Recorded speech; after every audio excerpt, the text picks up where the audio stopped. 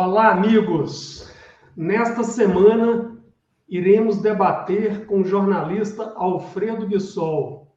Alfredo é gaúcho de nascimento, mineiro pelo casamento e radicado em Brasília, onde comanda o Canal de Brasília, que apresenta diariamente as notícias e análises do mundo político nacional.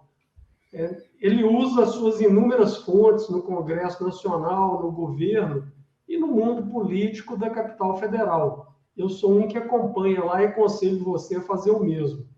O assunto de hoje será a extradição do general Hugo Carvajal, El Pollo, ou seja, o frango em castelhano, que foi preso na Espanha e aguarda a extradição para os Estados Unidos, onde irá enfrentar a justiça mais poderosa do mundo, que tudo indica o manterá nas grades pelo resto da vida.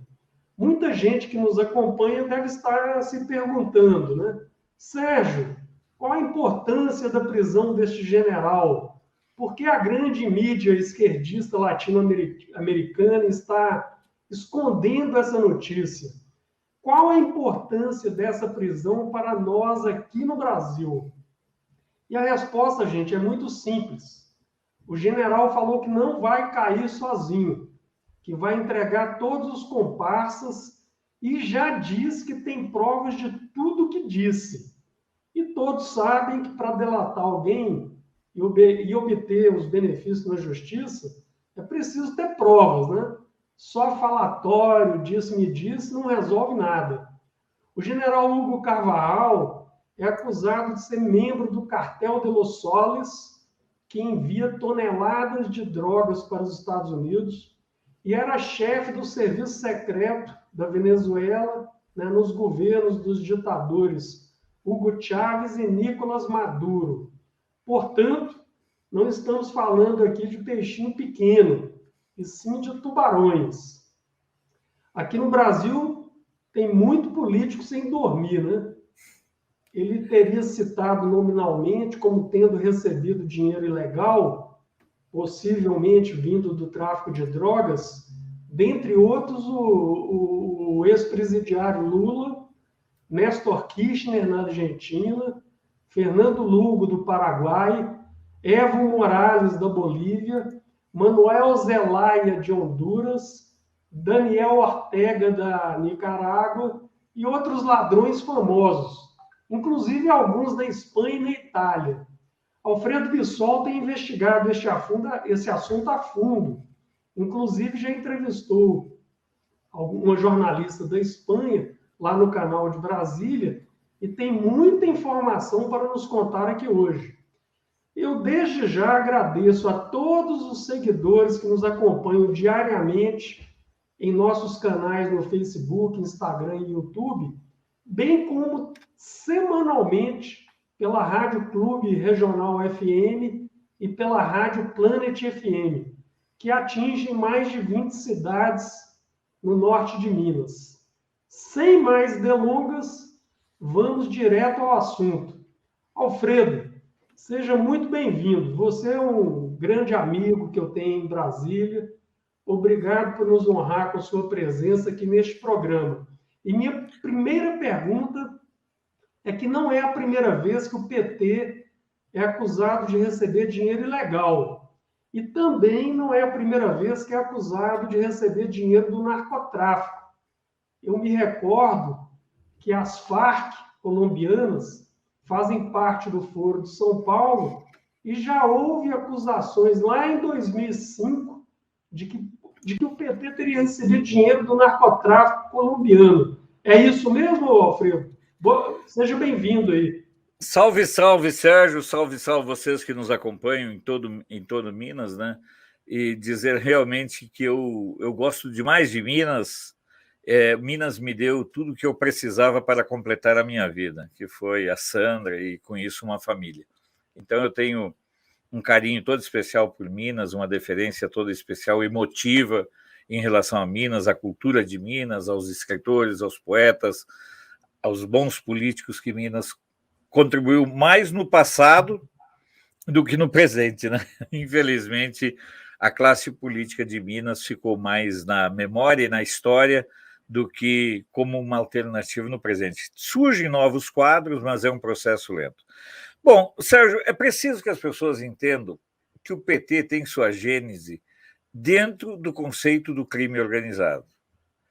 Os mesmos que lá atrás criaram a estrutura do Comando Vermelho e de outras facções criminosas dentro dos presídios, depois se reuniram para criar o PT e outros partidos de esquerda. Então, dizer que o PT tem ligação com o crime organizado talvez fosse o contrário. O crime organizado é que tem ligação com o PT.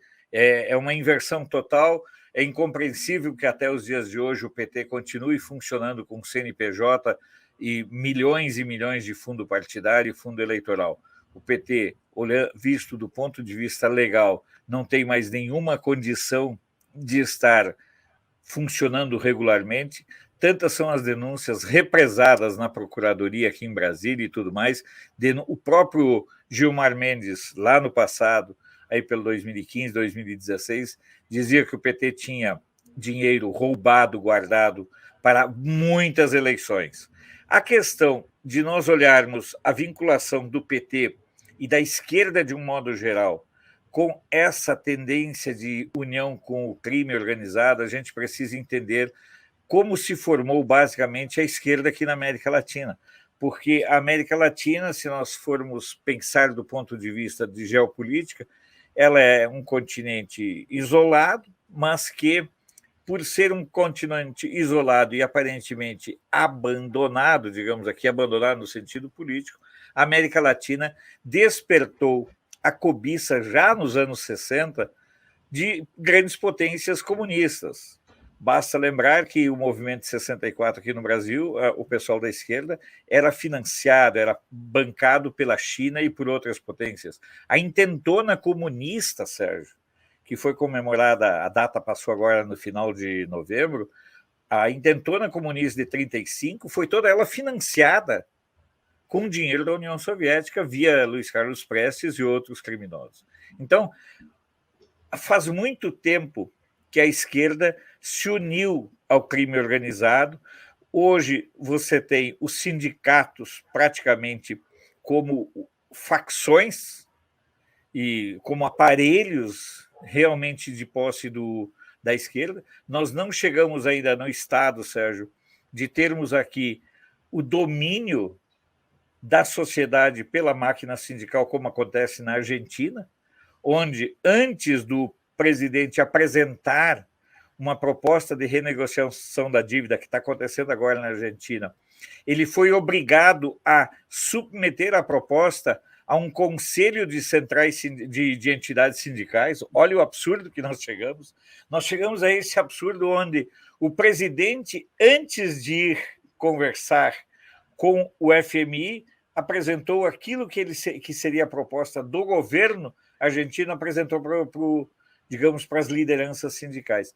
Então, aqui no Brasil, a partir do processo de redemocratização, o crime organizado viu nos partidos de esquerda um espaço muito forte de fortalecimento. E você falou muito bem, na gênese do Foro de São Paulo, quem é um dos fundadores do Foro de São Paulo? As Farc, que é um grupamento terrorista financiado, bancado e estruturado pelo narcotráfico. E aí, quando a gente fala narcotráfico, Sérgio, a gente precisa entender que o narcotráfico ele é transnacional. O narcotráfico não oferece limites geográficos nem físicos. Ele transforma praticamente um novo território, ele faz uma repactuação territorial. Então, o narcotráfico ele nunca vai dizer assim, não, o traficante do Brasil não entra aqui, não. São famílias, são grupos, são verdadeiros conglomerados criminosos. Então, e o narcotráfico descobriu dentro do Brasil um campo fértil para crescer, já vinha crescendo, e aí, a partir do momento em que houve uma possibilidade concreta de um grupo ligado ao narcotráfico chegar ao poder, que seria o caso do PT, logicamente que injetou-se dinheiro e injetou-se muito recurso, não só aqui, mas se nós formos olhar a teia que eles criaram, a expressão, inclusive, era do falecido Néstor Kirchner, criar a pátria grande. Essa pátria grande era a pátria do narcotráfico. E só puxando de assunto, Sérgio, só para você ter uma ideia, no sul da Argentina e no sul do Chile, está havendo um movimento dos mapuches, olha só, um movimento dos mapuches querendo criar um novo país ali na Patagônia, a Patagônia chilena e argentina, criaram um novo país dominado pelos mapuches para controlar o Estreito de Beagle, ali a passagem. E esse pessoal todo, esses guerrilheiros, eles estão sendo bancados e financiados pela China e pelo narcotráfico. E as pessoas aqui no Brasil, Sérgio, eu louvo a tua iniciativa, mas louvo mesmo, porque esse é um assunto tão espinhoso e que é totalmente ignorado pela mídia. E isso, para mim, gera uma outra expectativa. Onde e até onde a ramificação do crime organizado, do narcotráfico e dessa ação cultural da esquerda ainda permitiu que a gente tenha a esperança de ter uma imprensa livre no Brasil. É uma salada de fruta tão assustadora, Sérgio, que teve uma situação, eu faço uma live com a Elisa Robson, uma jornalista aqui de Brasília, que ela recebeu ameaças de morte da Itália. Entendeu? Ela perguntava para ela assim, vem cá, quem é que está te bancando para você tocar nesse assunto? E assim, ela já encaminhou para a Polícia Federal e tudo, mas a ameaça veio da Itália. Então, Sérgio, é um quadro que nós temos que nos atentar e nos preocupar muito. O que acontece é que as pessoas, né, elas não têm noção do poder dos narcotraficantes, dos cartéis, né?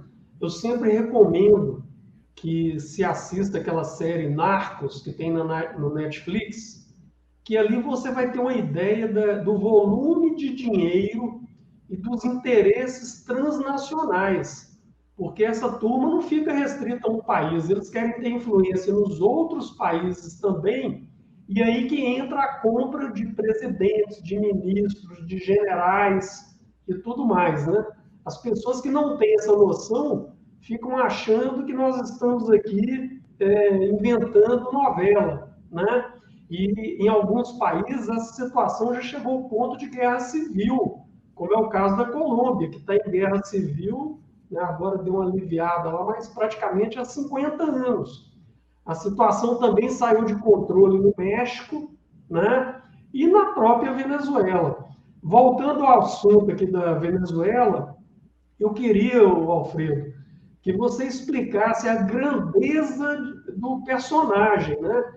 Quem é ou quem era o general Carvajal na ditadura comunista da Venezuela? Qual a grandeza desse personagem? Olha, eu fiquei pensando, enquanto você falava, quem nós poderíamos usar como referência para que as pessoas da nossa faixa etária tivessem uma noção. Bom, o El Pollo, o Hugo, ele seria mais ou menos uma espécie de Golbery, só para você ter uma ideia. A Golbery do Couto Silva, quer dizer, aquela eminência parda que paira acima dos governos. Ele seria uma espécie de um Zé Dirceu da vida. Sim. É um cara... E ele tinha uma outra vantagem, entre aspas. Ele tinha, além de muito conhecimento, muito preparo pessoal. Ele era um oficial um oficial altamente treinado, que atuava de modo sistemático, uma pessoa que gerou um nível de confiança dentro do governo venezuelano com relação aos outros países e também em relação ao narcotráfico. Porque nesse submundo, Sérgio, o que conta, o que vale é o acordado. Não existe um documento dizendo Sérgio Americano, eu mandando um bilhete para o Sérgio Americano, me manda 5 milhões de dólares. Não é assim que funciona, certo? E você opera na base da confiança. E o El Pollo sempre foi aquele cara que, quando ele dizia assim, vou fazer, ele fazia. pode deixar ele... Aquela história da mensagem para Garcia. Bom, você tem que fazer isso. Você tem que entregar a mensagem lá para o Garcia. Como você vai fazer, não me interessa. Então, ele sempre teve, Sérgio, essa expertise de fazer. Ele nunca teve problema em pedir, olha, o Chaves, como é que eu faço isso aqui? O Chaves dava as ordens, ou ele dava as ordens para o Chaves, a gente nunca sabe corretamente essa relação, e ele, desde o começo ali, ele foi galgando esses níveis de confiança, e ele passou a ser o homem de confiança do narcotráfico, olha só, passou a ser o homem de confiança da ditadura chavista e das outras ditaduras, inclusive da ditadura do Castro, da família Castro em Cuba. Então, do Ortega, ele virou a pessoa de confiança. Aí virou mais, foi além, ele virou o homem de confiança da Ndrangheta, na Itália, que ele já denunciou. Ele esteve por trás do financiamento do movimento Cinco Estrelas, na Itália, que se dizia um movimento antissistema, criado por um palhaço, e agora se sabe perfeitamente que era parte do esquema. Ele conseguiu ampliar os laços dele para a Espanha, ao ponto de ele ter dupla cidadania. Então, ele foi o grande mentor, digamos, de toda essa teia. Ele era o cara quem o cara ligava, não sei qual era o método de comunicação, se era de e-mail aberto, que é uma estratégia que se usa muito. Eu e tu temos a senha do mesmo e-mail, eu deixo o recado no teu e-mail, você lê e não envia. A Dilma usava isso, né? O 11 de setembro foi feito assim, né? Sim. A estratégia do 11 de setembro, por isso que não foi rastreado, foi exatamente essa estratégia. Sim. Então, o Eupolio é a figura mais importante, não do narcotráfico, mas, digamos, da faceta operacional, vamos chamar assim, política do narcotráfico. Ele não domina apenas uma família. Ele, na verdade, ao conquistar o nível de confiança de todos os grupos, ele acabou sendo aquele cara que ligava para o cara, falava com o cara de uma família ou de outra e tinha a possibilidade de fazer negócio porque todos confiavam nele, sabe? Essa é a questão. Ele era o homem de confiança dos políticos, da mídia, do crime organizado e do narcotráfico. E assim que ele se criou. Tanto assim que ele, desde 2007, 2008, ele é um cara que os Estados Unidos tentam colocar a mão. O DEA, certo? O Departamento de Drogas lá dos Estados Unidos, desde 2007, 2008, está tentando colocar as mãos dentro. E agora vai colocar. Eu, inclusive, hoje troquei mensagens com outros jornalistas lá da Espanha e a previsão é de que ele fosse extraditado hoje, mas nem lá na Espanha eles sabem se ele já não foi extraditado. Eles têm muito medo de que possa acontecer algum tipo de acidente, inclusive durante o voo Espanha-Estados Unidos. Porque um personagem dessa grandeza aí, obviamente que ele tinha como inimigo principal a justiça norte-americana, mas agora ele tem contra si as máfias, né, governamentais aqui da América Latina e da Europa, né, especificamente lá da Itália e da Espanha. Então, realmente, a vida dele nesse momento, ele não está valendo nem... Ninguém faz seguro de vida para ele, né? Mas, Alfredo, por que ele fugiu aqui da Venezuela e se escondeu na Europa? A Venezuela é um país primitivo, vamos chamar assim, né? Hoje em dia, né? Sabe? E hoje a Venezuela ela é dominada pelo narco. Sim. Quem sustenta o Maduro são as forças militares. Que ele entregou o Maduro foi muito inteligente.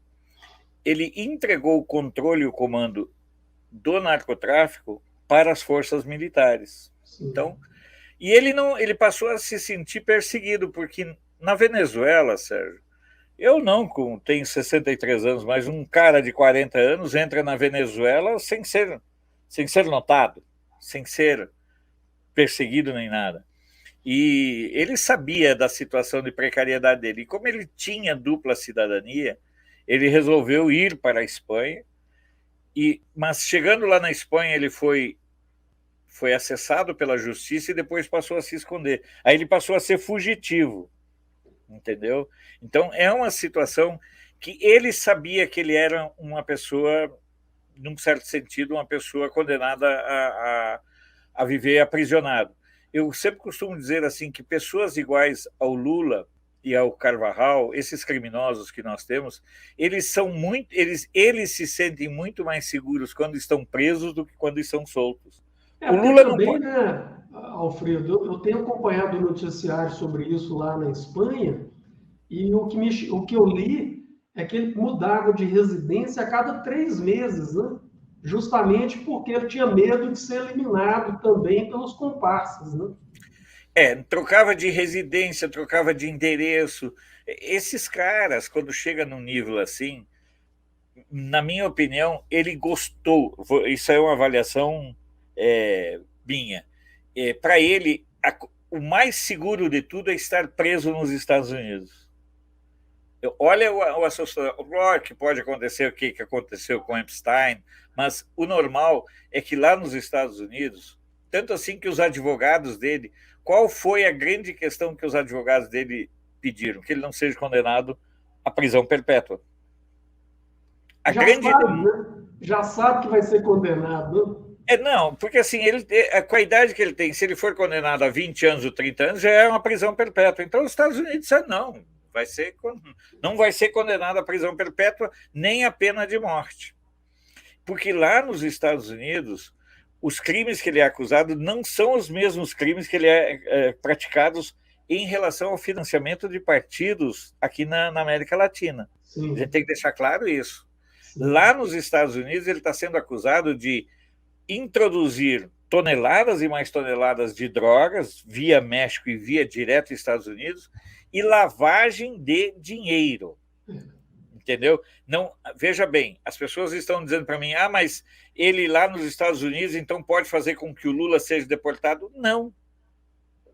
Agora, o que eu considero um absurdo, Sérgio, é que a nossa justiça até agora não tenha tido preocupação em acessar esses documentos e essas denúncias do Herpolho. Sérgio, nós estamos diante de um cara que está dizendo que financiou a esquerda no Brasil, que financiou um condenado e ex-presidente, que financiou com o dinheiro do narcotráfico e do crime organizado a estruturação de toda a esquerda aqui na América Latina e no Brasil. E a justiça brasileira, Ministério Público, ninguém está nem aí. É como se não fosse com eles, caramba. Eu digo para ti o seguinte, quando eu observo essas situações, eu estava conversando com alguns jornalistas de fora, eu sempre sonhei em fazer uma rede latino-americana de jornalistas conservadores e estou conseguindo fazer. Então, hoje eu tenho jornalistas na Bolívia, no Peru, eu converso com pessoas no Chile e outros países. E nos países deles, esse silenciamento é o mesmo, Sérgio. Certo? Ele é o mesmo silenciamento. Ele estava me falando, um jornalista lá do Peru me falou assim, olha, observe que na Argentina ninguém fala nada. Você pode conferir lá 4, 5 sites relevantes da Argentina, Clarín, o La Nación, El País, o TN, Todo Notícias, e nenhum deles fala nada. Então, é que nem aqui no Brasil, né?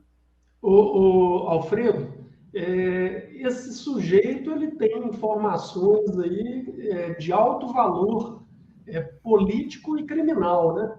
Por que você acha que ele vai delatar todos os seus comparsas aí de crimes? Olha, essa é uma pergunta que todos nós nos fazemos. O que leva uma pessoa a delatar? Eu vou dizer para ti, eu penso que ele vai delatar lá nos Estados Unidos porque ele se sente seguro para fazer isso. Em outra justiça ele não faria, sabe? Entendeu? Eu penso assim, um cara desses já não tem mais família, entendeu? Sejamos francos, um cara com esse nível de informação, ele não tem família. É. Então, e ele me parece, pela forma como ele está se relacionando e passando as informações a conta-gotas, me pareceu num determinado momento, Sérgio, que ele estava mandando recados. Aquela carta que ele escreve e que a Record publica, me parece que ali tem uma série de recados. Ele não pôde entregar tudo, até por uma questão estratégica, que quem escreveu aquela carta para ele, na verdade, foi o advogado dele. Sim. E porque se ele entrega tudo, ele perde o poder de barganha. E numa delação, você também tem que ter cartas na manga para poder colocar na mesa. Então, me parece que a questão dele ter entregue, se dispor a entregar, é mais ou menos aquela história do você está num beco sem saída, você está ali. Vai fazer o quê? Você pode passar os últimos anos da sua vida preso, ou você pode viver poucos dias e ser morto. Então, me parece assim que ele estava cansado de fugir, ele estava realmente se sentindo encurralado, e ao se sentir encurralado, ele começou a ver as portas fechando, ele já não conseguia mais se mover de um país para outro. Ele teve um tempo em Portugal e tudo mais. Ele tentou, inclusive, barganhar com a justiça espanhola, Sérgio, uma extradição para a Itália, com a promessa de entregar toda a Nhandragueta e os Cinco Estrelas e os outros políticos lá da Itália. Mas o foco dos Estados Unidos, vamos reiterar, o foco dos Estados Unidos não é saber se ele mandou 2, 3, 5 ou 10 milhões para o Lula, para o PT, para o Néstor Kirchner, para Bachelet, para o presidente, para o cara lá do México, nem nada. O foco dos Estados Unidos é o que ele fez em relação aos Estados Unidos. Tá certo, Alfredo, mas a gente sabe como funciona a política internacional. Você pode ter certeza que a justiça americana vai apurar tudo em relação ao narcotráfico, mas eles não vão perder a oportunidade de ter esses presidentes e ex-presidentes nas mãos também, né? Com certeza, até porque isso vai ajudar. Não, eu te digo com toda sinceridade, o principal para nós é saber essas relações. E eles vão sim, porque os Estados Unidos, na hora que eles começam a fazer o caminho de volta da droga, eles vão atingir todo esse segmento aqui da América Latina. Você tem toda a razão nessa leitura. O que eu digo é que eles vão ter o motivo central, e aí depois, até porque ele não... Por exemplo, ele disse, eu tenho documentos de tudo. E um cara desses, como é que os caras pegaram o Al Capone? Via contador. Declaração, né? Foi via contador dele, entendeu? Exatamente, mas tem um detalhe aí que eu penso que a possibilidade de atingir esses políticos aqui na América Latina é muito grande, porque quando você é acusado de narcotráfico e lavagem de dinheiro, todo mundo que recebeu recursos dessa fonte é enquadrado no mesmo crime, né? Então, existe a possibilidade, a gente não sabe se a justiça americana vai seguir por esse caminho ou não, mas a partir do momento que for comprovado que o fulano de tal, do país tal, recebeu milhões do narcotráfico, ele vira narcotraficante no minuto seguinte. Pelo menos essa é a minha leitura. E nós temos que entender também como funciona a inteligência. Às vezes as pessoas se questionam, vem cá, quem manda nos Estados Unidos? Na minha opinião, os Estados Unidos, quem menos manda é o Biden. Na minha opinião, não só por ele ser meio songo, assim, com aquele jeitão meio leso, parece um filho do Lula com a Dilma, mas porque ele realmente, a estrutura do Estado americano, eles me falam, mas a justiça de lá vai ter coragem. Bom, não compare a justiça dos Estados Unidos com a justiça brasileira ou dos países aqui da América Latina. E principalmente a DEA, né, que é o Departamento de Antidrogas e de Combate ao Tráfico, Drug Enforcement Agency. Que é uma agência autônoma. Autônoma. Então, ele caiu no lugar onde a ingerência política é muito restrita. E os laços com a América Latina, porque, olha, a droga não chega só via México, a droga chega via Brasil. Eles vão querer eles vão querer saber tudo. Quem está dando essa retaguarda para esse narcotráfico? E muitas das vezes, Sérgio, eles gostam de ficar com as pessoas na mão. Sim. Entendeu? Porque isso, para eles, em geopolítica, você saber as falhas do seu inimigo, os crimes do seu inimigo, que pode ser seu parceiro ou seu aliado, é fundamental na hora de você estabelecer estratégias. E, na minha opinião, essas mudanças de perspectivas aqui na América Latina começam a preocupar os Estados Unidos, inclusive pela voracidade com que a China começa a colocar sua mão em cima da América Latina. Então, é um caldo que está tão fervente, sabe aquele panelão que nossas avós faziam, né, na brasa, muitas vezes no chão, naquele panelão grande lá mexendo, está fervendo assim. E a nossa classe política, a esquerda aliada do Brasil, da Argentina, do Uruguai, do Chile, do Peru, da Bolívia, da Venezuela, da Colômbia, toda ela está em pânico. Porque o poder, a nitroglicerina que o Polio tem na mão e disse que tem provas, olha, eu volto a dizer para vocês, e é uma visão que eu tenho defendido lá no meu canal, Sérgio. Eu não acredito, eu já não acreditava antes que o Lula se mantivesse na corrida presidencial. Mas se esse processo avançar do jeito que nós temos esperança e do jeito que costuma avançar na questão da justiça contra as drogas lá nos Estados Unidos, eu teria cada vez mais convicção de que o Lula não vai ser candidato. Primeiro que ele não consegue nem andar nas ruas. Agora mesmo, dia 10 de dezembro, o Lula estará na Argentina numa reunião ad hoc, digamos assim, uma reunião de emergência do Foro de São Paulo. Sim. Estarão lá, já está marcado, o Máximo Kirchner, que é o filho da Cristina, já divulgou, já informou. A mídia brasileira não trata dessas coisas, Sérgio, é impressionante. Não. E é uma reunião do Foro de São Paulo, estará lá Lula, Cristina, Alberto, estará lá o representante da Bolívia, estará lá o representante da Venezuela, do Peru e de todos os outros países. Então, as pessoas não têm ideia do tamanho do Foro de São Paulo, mas o Foro de São Paulo reúne 27 países e 120 e poucos partidos políticos desses países, né? Então, aqui no Brasil, não é só o PT, tem mais gente enrolada nessa história, né? E principalmente nós temos nisso uma omissão vergonhosa da nossa mídia. E a gente tem que reconhecer quem tem méritos. O primeiro, lá nos anos 90 começou a denunciar isso, foi o Olavo de Carvalho. O Olavo de Carvalho dizia... Falava que era doido, era mentira. Não, esse velho é doido, ele é astrólogo, não sei o quê. Poxa vida, mas ele foi clamando, falando, e tudo que ele falou acaba sendo verdade. Faz muito tempo, Sérgio, eu gravei um vídeo no qual eu chamei o Foro de São Paulo da Quinta Internacional, porque os partidos comunistas foram se estruturando em internacionais. E a Quinta Internacional, na minha opinião, é essa do Foro de São Paulo.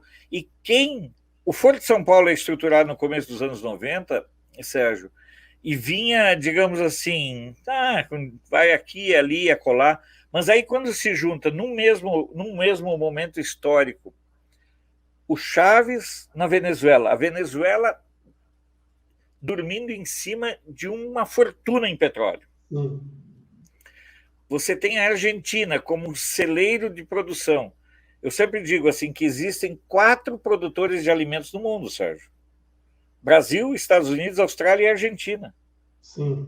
Quem tem capacidade de produzir são esses 4. Então, você tinha o Néstor Kirchner na Argentina. E aí você chega o Lula aqui no Brasil. Esses três tinham muito dinheiro, principalmente o Brasil e a Venezuela. E eles injetaram dinheiro escancaradamente no Foro de São Paulo, via BNDES, muitas vezes, financiando ditaduras, Sim. financiando só o calote, foi revelado há poucos dias, só o calote que Cuba, Venezuela e Moçambique vão dar no Brasil corresponde a 8,4 bilhões de reais, para você ter uma ideia. Imagina você, como um homem de negócio, Sérgio, você ter acesso a uma fortuna dessas a fundo perdido. A fundo perdido. Né? A fundo perdido. Então, eu penso que... Isso aí que você está falando, Alfredo, tem toda a lógica de ser a quinta internacional, até por uma questão que eu considero assim, muito interessante. Aqueles defensores do socialismo no modelo União Soviética, China antiga, praticamente só restaram aqui na América Latina, né? Porque no resto do mundo, essa teoria socialista, estatizante, controle das empresas pelo Estado e tal, isso aí já virou piada no resto do mundo, né? Isso talvez sobreviva aqui na América Latina e na África. E mesmo na África, eu acho que lá está desmoralizado. Até aconselho quem se interessa por um canal de YouTube que chama Eu África, onde um cidadão lá conta as histórias da África que a gente desconhece. O regime socialista já foi tentado em quase todos os 40 países africanos. E deu errado nos 40. Então só sobrou aqui para ficar vendendo essa ilusão, né? Ô, Sérgio, o dia que você conseguir me dizer um país onde o socialismo tenha dado certo, eu vou a pé até BH, 960, 980 quilômetros de Brasília até BH, né? Eu vou a pé. Não, mas você não está correndo esse risco, não. Essa aposta que você pode fazer. Eu te desafio a apostar no Grêmio amanhã, mas essa daí não tem chance, não. Mas eu digo para ti o seguinte, Sérgio, não tem. Por quê? Olha só, qual é o grande enigma da humanidade que as pessoas não entenderam? Só quem pode ser de esquerda é quem tem dinheiro. Só quem pode ser de esquerda é quem não precisa trabalhar. Porque eu penso sempre por mim, Sérgio. Eu nasci no interior do Rio Grande do Sul, no interior do interior. Se o Brasil fosse um país mais esquerdista do que já é, qual seria o meu futuro? Ficar lá. Entendeu? Agora, não.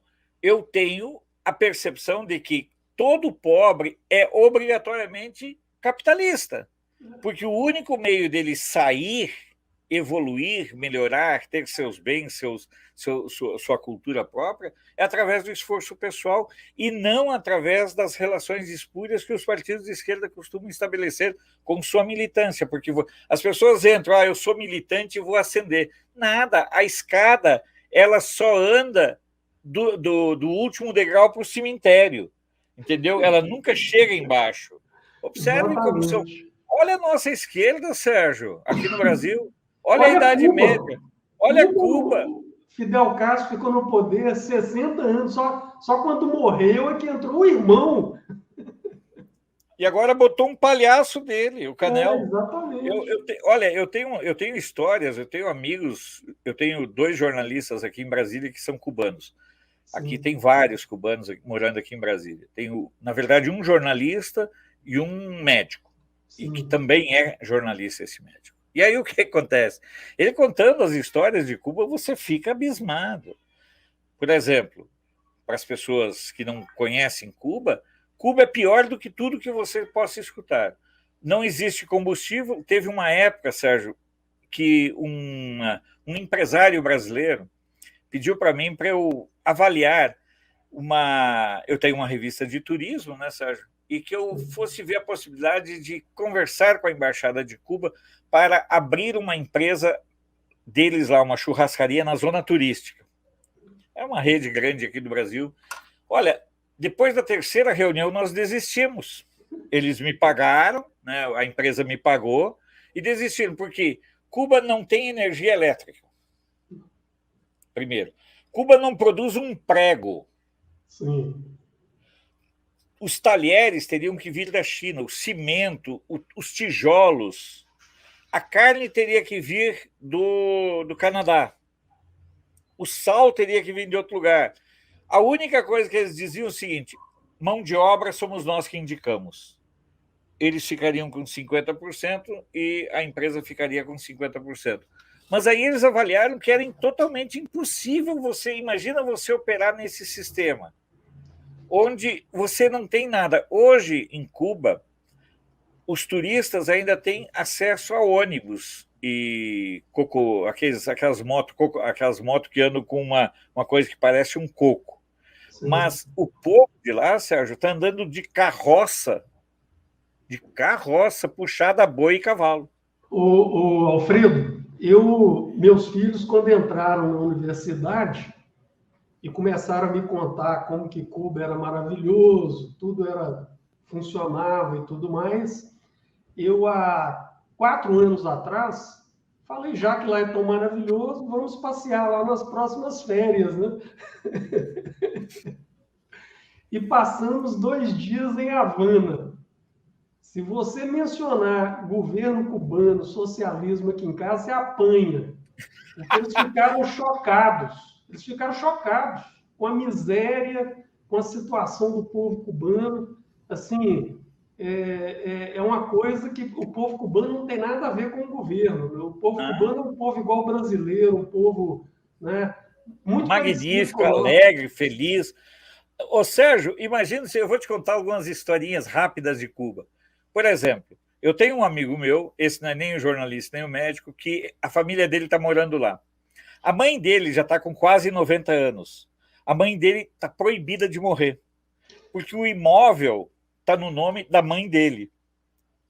E são 4 irmãos, então cada um dorme num turno lá na casa deles.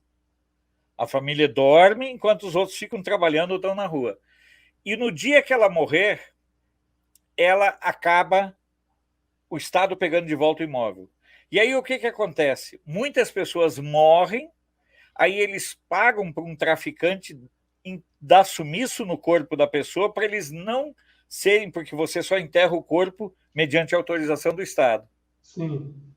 E aí, a hora que lá, Alfredo Roberto Bessa, opa, ele tem aqui um imóvel no nome dele, o imóvel volta para o Estado. Essa é uma das histórias. Outra coisa, estragou uma porta da sua casa, você compra do traficante. Sabe? E aí, e a mais assustadora de todas, e que é recente, na verdade é de janeiro desse ano a situação que ele me reportou, janeiro não, começou em janeiro. A situação estava tão difícil que um dos melhores negócios que tinha em Cuba era você ficar na fila. Você ficava na fila guardando um lugar dos supermercados. Aí a pessoa chega lá, ô Alfredo, quanto é que você quer para me vender o teu lugar? Olha a situação. E aí ele me contou, esse outro conhecido, me contou a história de uma sobrinha dele muito bonita e que a família se viu na contingência dela ter que ir para a prostituição, que era a única forma de renda. Aí ele perguntou, olha, quanto é que ela vai faturar por mês? Vamos clarear aqui, quanto é que ela... Não, ela vai faturar $40 por mês. E ele passou a mandar esse dinheiro para lá, para ela não se prostituir. A situação... A coisa lá é terrível, e só indo lá para ver com os próprios olhos como é diferente do que falam muitos professores aí nas faculdades, né? Sérgio, e principalmente sair do circuito de Habana Vieja, que é bonita, aquela parte central. Mas ali dos turistas. Eu fui na parte boa.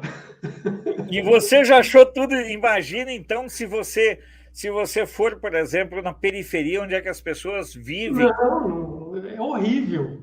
A parte boa já é desse jeito que eu estou contando, né? Então imagina a ruim. Mas, não, Alfredo, eu tenho, deixa só terminar da história de Cuba, a história de um grupo de amigos meus que costuma ir todo ano para Cuba para fumar charuto. É um grupo de empresários que vão para lá para se isolar. Eles disseram, aqui a vantagem é que ninguém nos encontra nem pela internet, nem pelo telefone. Então eles ficavam... Aí a esposa de um deles chegou e disse, não, vocês devem ir para lá para fazer farra, né? Aí disse, não, nós vamos lá para descansar a cabeça. Aí elas tanto insistiram que as esposas foram juntos num ano. Aí disse que eles chegaram no aeroporto, foram para o bar, os caras já conheciam, o garçom já conhecia eles, né, de outros anos. Aí tá. Aí no segundo dia as mulheres perguntaram, e aí, vocês vão aonde? Nós vamos para o bar.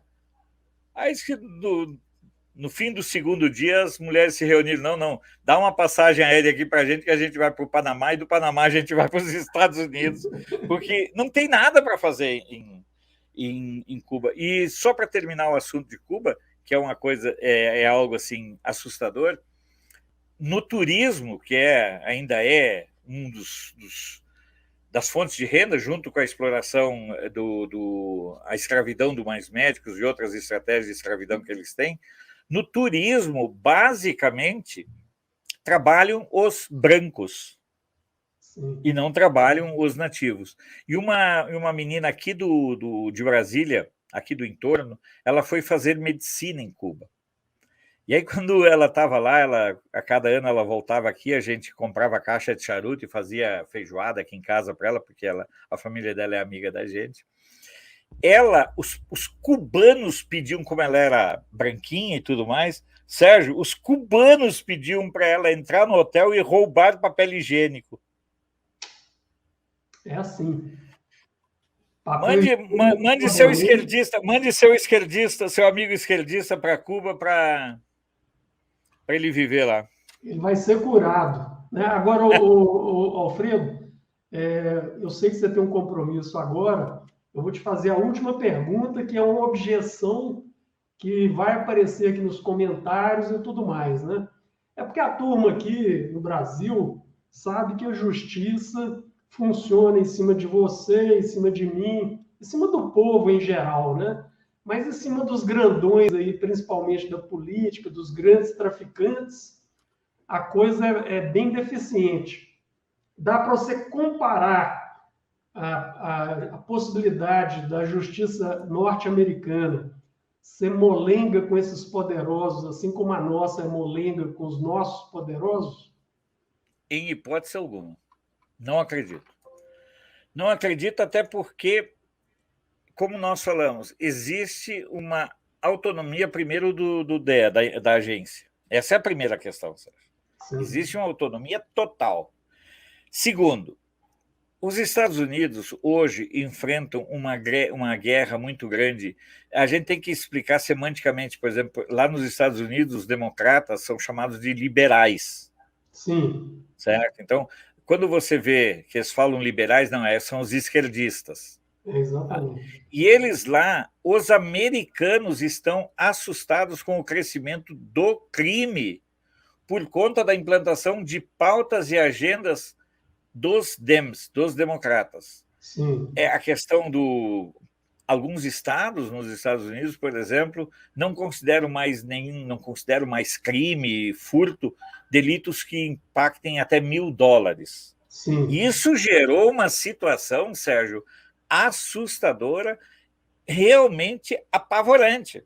Sim. Onde eles se deram conta assim, pelo amor de Deus, os americanos, eles hoje trabalham abertamente dentro de uma pauta, tanto assim que você conhece essa realidade muito mais do que eu, mas nessas eleições de meio de mandato de 2022, os democratas têm absoluta certeza de que vão perder a maioria tanto na Câmara quanto no Senado, Sérgio. Isso vai acontecer, porque... Eles estão apavorados. Eles querem empacotar a Suprema Corte antes de perderem a maioria. Eles querem fazer as maldades todas possíveis antes das eleições de meio de mandato. Sim. E essa situação lá só é aliviada porque, como são 51 estados, né, cada estado tem sua própria legislação. Esse caso que você citou aí, dessa lei beneficiando ladrões, foi na Califórnia. E várias redes de empresas americanas, tipo Walgreens, Walmart, estão saindo da Califórnia por causa dessa lei. Mas, Alfredo, se a gente continuar aqui, nós vamos fazer uma live de 24 horas, né? Porque você é uma pessoa muito inteligente, tem muita informação, então vamos guardar aí para uma próxima oportunidade de a gente debater de novo outros assuntos que com certeza surgirão. Então, vou te passar a palavra. Eu agradeço mais uma vez aos nossos seguidores nas redes sociais. Alfredo, eu estou já na metade dos seguidores que você tem, porque eu sei que você tem uns 100 mil, eu tenho 50 mil. Já é bom pra caramba.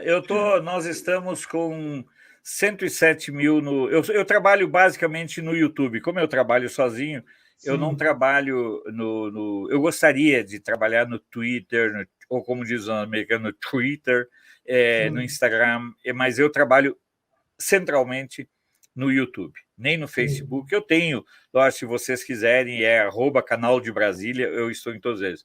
Agora, o mais importante de tudo, Sérgio, e aí eu quero louvar a tua ousadia, porque abordar essas questões não é fácil. Sim. Abordar essas questões é algo muito delicado, porque as pessoas... Eu vou antes, eu gosto muito de contar histórias. Quando o Guaidó se autoproclamou presidente da Venezuela, eu tinha essa informação, eu tive a informação quase que em tempo real. Por quê? Porque um amigo meu, militar, estava lá. Ele gravou a solenidade e mandou para mim. Sim. E eu publiquei. E as pessoas começaram a me denunciar para o YouTube, dizendo que eu estava disseminando fake news porque aquilo não tinha saído andando no Globo. Entendeu? Eu tive a informação às 10 da manhã e o Globo só foi confirmar isso às 5 da tarde. Entendeu? Então, tocar com notícia, eu me sinto assim muito gratificado. Eu estou ao teu dispor sempre que você quiser. Para mim é um prazer muito grande, porque nós só temos um caminho, Sérgio: informação.